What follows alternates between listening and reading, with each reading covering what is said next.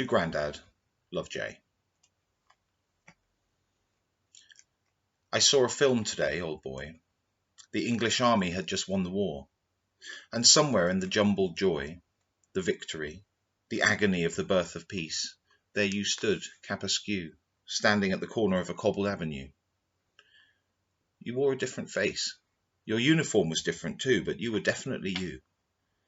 And as you watched that dance wheel all about you, I caught the future in you. Grand, sunbeamed to me from behind the screen, lit like a candle in the black and white, a standard in the corner of a cosy living room, a flare over the flatness of a field. You flicked your fingers in a quick salute and turned away into the crowd of peoples. It is always you, you see, and me, or the me in you I see when I consider that watershed, that bloody birthright. It is you between the lines of great histories, behind the scenes of great documentaries.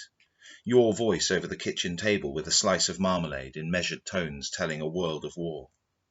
A frozen canal near Nijmegen, breath frosting on your stiff upper lip. A Dakota like an angel on the airstrip. Vignettes giving living to the dying and the dead. The lines on your face like trenches, escarpments, the Rhine and the Volga and clear Scamander.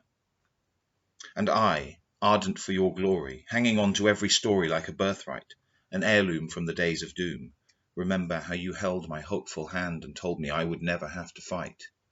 My land inviolate, your monument. And later, your silences, and thinking you met the Gorgon face to face and stayed, remained a man in your flesh and blood, and wondering if I could catch a glimpse, a reflection in the polished brilliance of your eyes.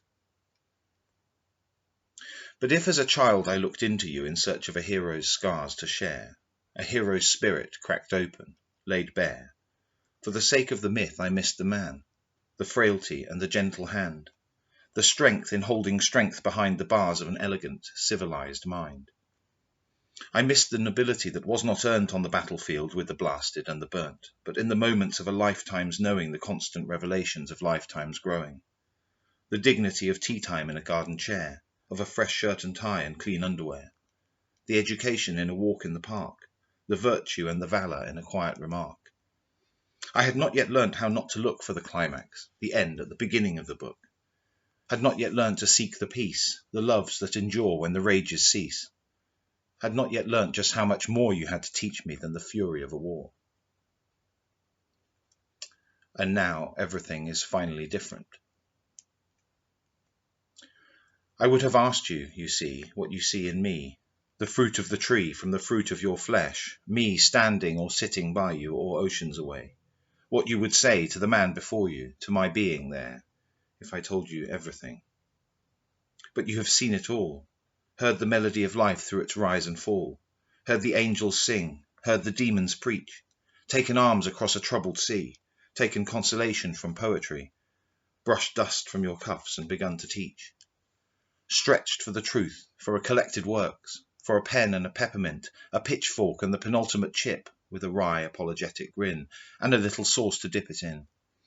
Sinned and been forgiven and forgiven sin, aimed catapults at cats and paid the bills, have wandered at the levels and the Quantock hills, have chuckled in Dunster at the blush of the sun, avoided flushing spiders down a Matlock drain, snatched coal thrown hushed from an idling train, whispered lullabies and whistled with the songbirds, counted out tablets and been bowled out, scored and witnessed conversions and changed bibs, handed out prizes and given orations, lain on your back in the dew and cuddled, held your God in your heart and a stick in your hand and trod the righteous path, and I can ask you nothing.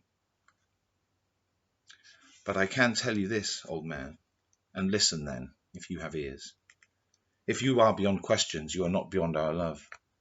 What you have left are lifetimes of love, generations and regenerations of love, love woven into worlds and times, love like a new life in the veins, love spiralling round and round a line through the hearts and minds of we who stay behind.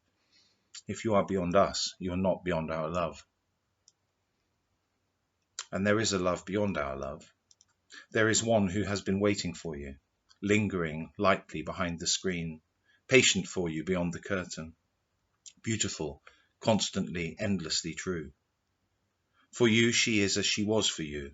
She is as only you saw her, reaching out for you from behind the veil, taking your hand and showing you the way, with love, with you at last forever, with you and for each other.